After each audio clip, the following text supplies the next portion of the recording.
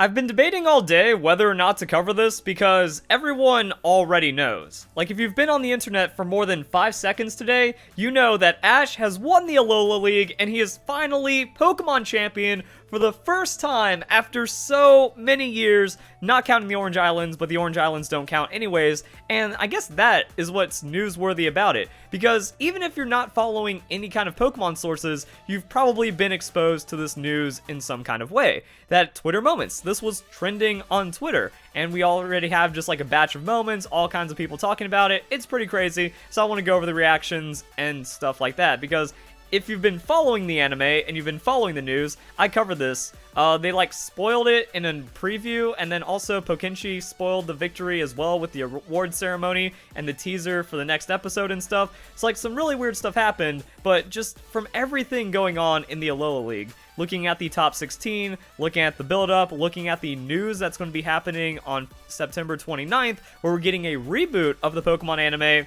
it just seems like Ash is going to win, he's going to become Pokemon Master, and then we can retire Ash from the Pokemon anime. So that's been like what people have been talking about for the last couple of days, and it finally happened. So I just want to make a video that's actually, yeah, it's confirmed instead of it looks like it happened. Nah, it's like legit 100% at this point. So the moments are pretty big, and then like even Philip DeFranco covering it. The only sports news that really matters today, and this is coming from Sports Nation, who has 55,000 retweets and is, I gotta give them credit for this one because this is an amazing meme. Breaking, 10-year-old Ash Ketchum wins the Alola League Championship, his first Pokemon League Championship in his 20-year career. Now, this is actually pretty good because people that grew up on Pokemon, they're older now. They have like family and they're probably into sports news if they've grown out of Pokemon, so this is like a nice little nostalgic break for them. You know, everyone's just like, it's been so long, it finally happened, and then, you know, the memes like, wait, what's going on? So they did a really good job with this one, and then even some people from all kinds of cultures are coming in. Hey, we gotta remember that Yugi is the king of games. All kinds of fun stuff. Even Sports Nation playing up on it a bit more. In honor of Ash Ketchum winning the Alola Pokemon League, who makes your party choose 3 Ash's Team Edition? Not bad. Not bad at all. And then, yeah, just going through the moments, we can see tons of engagement. And it's even gotten to the point where people are accusing the Pokemon Company of spoiling. Now, as I said in my last video about this, I don't even consider it a spoiler because it's been so free and handed to him. And also, like, the interest in the Pokemon anime has kind of been all over the place. So there's some weird stuff going on, but either way, you know, this in context kind of gives it away. But outside of context, if you're not keeping up with anything, you don't even know what's going on in Japan, then this is just a motivational tweet. However, you start getting into the comments, then people start confirming it, stuff like that, you know? Like the fact, Lycanroc did what Ash Greninja couldn't do, also just kind of like tweeting the victory scenes and all the kind of stuff like that. So once you get through the bring back National Dex clowning and nonsense, it's, you know, that's kind of the information that you're going to be exposed to. A few more things I want to see was just how generally people were reacting. Like, this better be on the Philip DeFranco show. So it's one of those weird things, like after decades of people not caring about Pokemon or the Pokemon anime or just years since Pokemon Go or just having general disinterest, so the news pops up, it goes viral, everyone's just like, ooh, it happened, and then we're going to see where it goes from there. Is this actually some kind of media buzz that's going to carry into the next Pokemon Sword and Shield trailer? Because that should be happening in less than 24 hours. Hopefully Monday, 6 a.m., we get that fresh Pokemon trailer revealing the shenanigans that are going on, but people are still down with it. And then also, people that have been out of it for so long, what have they done with Ash? The style looks horrible. Now, I disagree. Eventually that style grows on you, especially like when the battle scenes have like a lot of action and a lot of cool stuff going on. But then, you know, they may have changed style, but this season was 10 times better than the first 3 gens together. I wouldn't go that far, but people are like, you know, they're like, ew, I just got exposed to Ash for the first time in 10 years. What's going on? Hey, he's champion, but yeah. You know, and then it better make the show. People kind of agreeing, everyone's cheering, they're bringing on their own thing. So, yeah. We've got the memes coming through, the reactions, all that fun stuff is happening, and even like it's really hard to avoid spoilers just from where we're going. That we have Pokemon news outlets, you know, Centro Pokemon, 102,000 followers, just hashtag Ash Champion for the Spanish retweets as well, and I can't play this, but I guess I might as well go into, like, what happens. Like, that's the spoilers, like, how the battle ends up playing out. And I feel like people are just going to be even more upset by this. You know, I've already talked about how I felt the actual tournament was, like, super rigged, that all you have to do is just look at the top 16 and kind of where the direction was going. It's like, yeah, we can see that this is just going to play out Ash Gladian in the finals, and if Ash is finally just going to arbitrarily win it, he gets it this time. Not Generation 4 when he gets cheesed out by legendary and mythical Pokemon, not Generation 6 when he has arguably his strongest team, but here. And I think that this also means something, like he can still win because he caught Rowlet.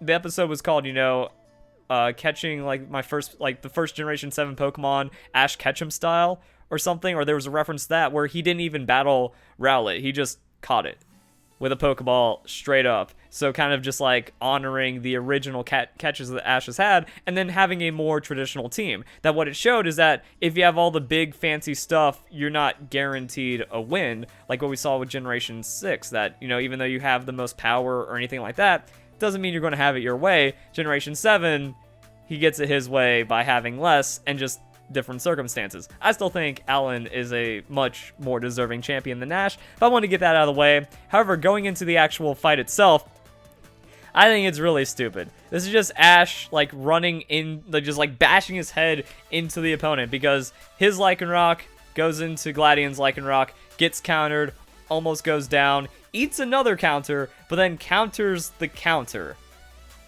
And that's the game. And the counter is so strong, Lycanroc GG, and then Ash becomes champion, and then now we got some Guzzlord shenanigans going on. So it looks like the anime is still going to carry on for a few more episodes. You know, while we get that resolution, Gladian's probably going to find Moan, all the Ultra Beast stuff gets wrapped up, and then we get a reboot of the anime. But all of the generations are going to be in the next Pokemon anime season as well.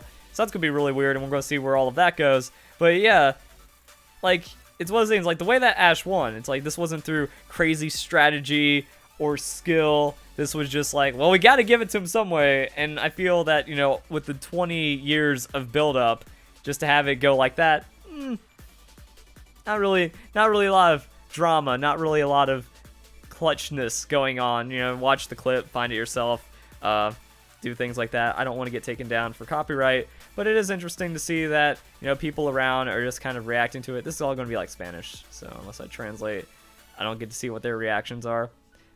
What an end. What? That's not the truth. Throw one reverse card into one reverse card. 300 IQ from Ash. Exactly. If you want to become League Champion, just play a lot of Uno.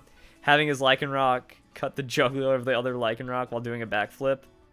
I mean, it was a cool moment, but I was just like, oh, that ended it. It's over just like that. Okie dokie. And then people upset about spoilers. Then you say, but the first release spoilers are you. Thank you. No one's forcing you to watch a video. Don't be ridiculous. It automatically plays moment when Ash defeats Gladian becomes champion, so you can also read that. It's not about the video spoiler. So yeah, that was like the first counter that was like wrecking Ash's Lycanroc, but then apparently you can take another one. So they just kind of made it happen. Hashtag Ash Champion, all the other fun stuff.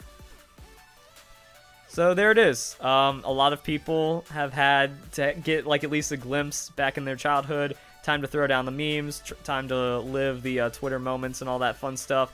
And I said, this is going to be the big time. This is going to be the big trailer and what's going on. So also, I think one thing to note, Junichi Masuda, in the moments, he actually tweeted like congratulations as well. So everyone's talking about it. And then 2 weeks from today, we're going to have the All Regions Pokemon anime. It's just going to be called Pokemon as well, or Pocket Monster. So just kind of dial it back. No crazy fancy series or anything like that. It's just going to be a raw Pokemon animation representation. And I hope it goes closer generations. And then we're going to see what ends up happening with Ash. Some people are saying they can't retire him. He's going to be in Generation 8. But that might like throw off what they're going for the rest of it. So it's going to be interesting. We got 2 weeks until that happens. Hopefully tomorrow we get like new Pokemon news. Like if we get 1 or 2 more Pokemon Sword and Shield trailers this month, that's going to be pretty nice. And then if this Ash hype somehow gets people interested, like if the Pokemon companies tweet this and it goes trending, that's when you make it live. It doesn't matter if it's a Sunday. You need to reveal that new Pokemon, so when anyone clicks on Ash or clicks on anything Pokemon trending, they pop on over the website and then they get exposed Pokemon Sword and Shield while they're in a nostalgic mood. I think that would have been better for some kind of marketing, but it didn't seem to happen that way. However, if it happens tomorrow, it'll still be kind of fresh, and I guess it's just going to keep on getting covered, and we're going to see how this one breaks down. So guys, enjoy the video. Hope you all have a nice day. Thank you very much for watching. Hashtag not my Pikachu. Oof. The big oof.